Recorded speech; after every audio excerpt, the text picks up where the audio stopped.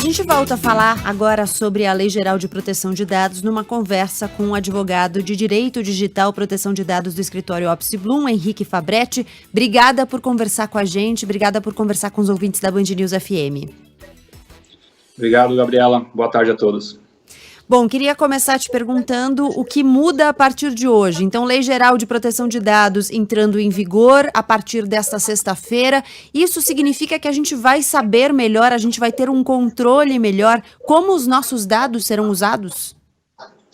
Essa é a ideia principal da legislação, né? De devolver o protagonismo sobre os dados pessoais para nós, né? Donos das nossas informações. Então, a partir disso, as organizações vão precisar ser muito mais transparentes em relação ao uso dos nossos dados, e contar para a gente um pouquinho, né, que dados que elas estão coletando sobre nós, o que elas utilizam, por que elas utilizam esses dados, com quem que elas compartilham essas informações. Então, é justamente devolver um pouquinho o controle sobre os nossos próprios dados pessoais. Bom, essa é a ideia da lei, mas, como a gente sabe, tem que ter alguém que fiscalize isso, que faça a gestão para saber se isso realmente está acontecendo. O que diz a Lei Geral de Proteção de Dados em relação a isso? E temos esse órgão fiscalizador no país? Perfeito, Sandro. Na verdade, no final do ano de 2018, quando a lei foi aprovada, se criou a Autoridade Nacional de Proteção de Dados, cujo principal objetivo é fiscalizar o cumprimento dessa legislação. Inclusive, trazer regulamentação sobre pontos da lei que hoje não são muito claros, e trazer também um contexto aí de uma conscientização, explicar para a população o que é essa Lei Geral de Proteção de Dados.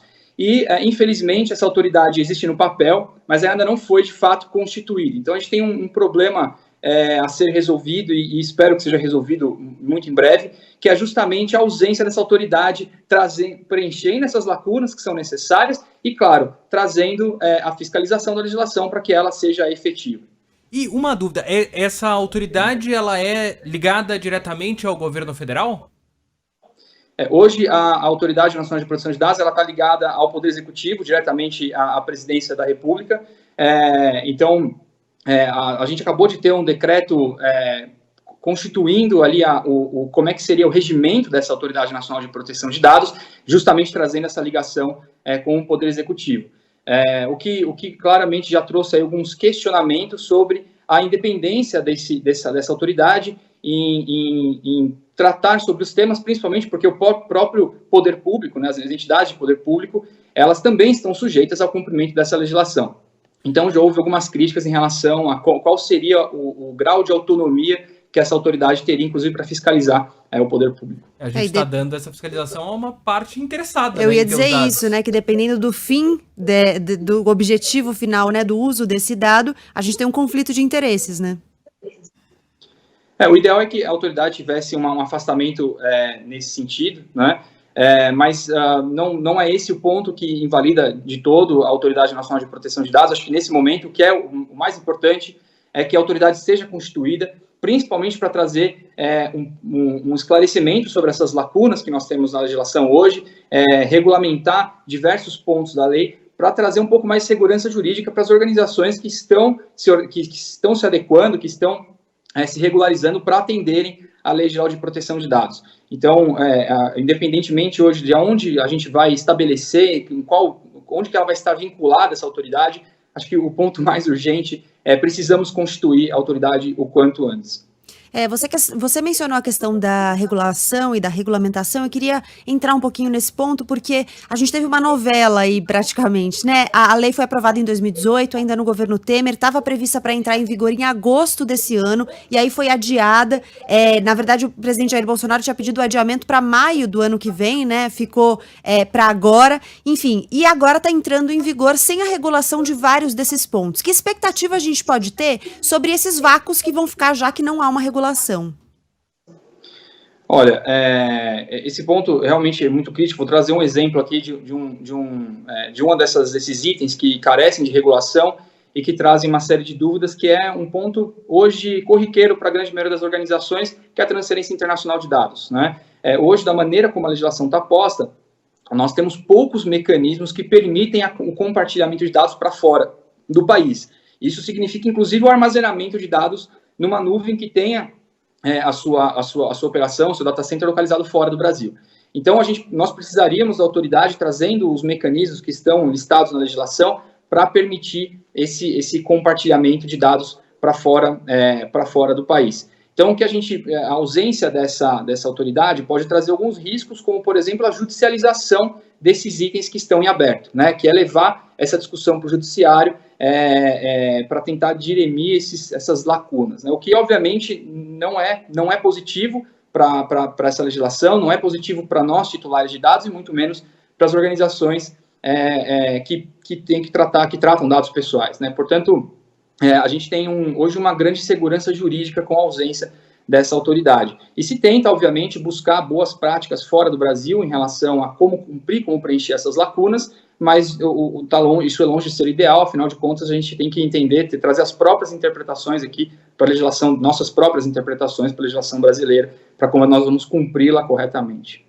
Eu acho sempre importante, né, a gente fala em dados, a segurança de dados hoje é um dos assuntos mais importantes que a gente tem no mundo, e a gente está falando aqui, tem, claro, os dados que todo mundo conhece, nome, CPF, cartão de... Esses são dados que já têm uma certa proteção, mas a gente está falando aqui também de opções de compra, a gente está falando de opções políticas, e a gente já viu isso ser usado para definir eleições. A gente já viu escândalos da Cambridge Analytica, por exemplo, que usou esses dados para direcionar. Hoje é possível que um candidato direcione uma propaganda política através do quê? Dos dados que você fornece ao Facebook. E são dados que são vendidos realmente. E aí vem minha pergunta. Na prática, como eu, Sandro, vou saber que dados meus estão sendo usados? Porque tem lá a política de privacidade, basicamente ninguém lê aquilo tudo. E quando você assina lá, faz a sua conta no Facebook, você está autorizando esses dados a serem usados. Permanece dessa forma? E tem o dado que você fornece sabendo que está fornecendo, Exato. né? Então você preenche o seu cadastro, coloca ali o seu nome, o seu CPF, o seu endereço, seja lá o que for, e tem o dado que você nem sabe que você está oferecendo. Qualquer movimento que você tenha dentro da plataforma, você está oferecendo uma informação.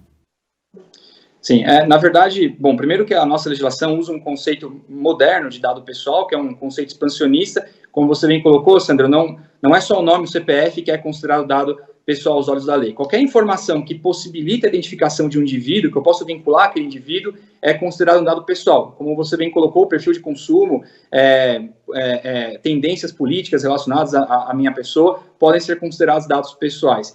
E aí, esse ponto da política de privacidade, com certeza, é um ponto muito crítico, posto que a transparência é um pilar fundamental para a gente entender o que está sendo feito com os nossos dados e poder ganhar um pouco, e poder reaver o controle sobre esses dados, né? Então, a nossa legislação, ela traz um ponto sobre transparência, que essas políticas de privacidade que a gente encontra normalmente nos sites das organizações, elas têm que ser claras, elas têm que ser acessíveis ao público que acessa aquele tipo de informação. A gente já começa a ver uma mudança, ainda tímida, né? Mas a gente já começa a ver uma mudança em a gente tentar trazer essas informações de maneira mais palatável, mais acessível para o público em geral. Então, tirando o juridiquês, tirando aquela forma que hoje a gente olha, parece mais um contrato, né, do que um aviso de privacidade, do que uma maneira de tentar, de fato, te contar o que está acontecendo com a sua informação, isso vai ter que mudar de acordo com a nossa legislação. E um ponto que vem modernizando, inclusive, esse método de transparência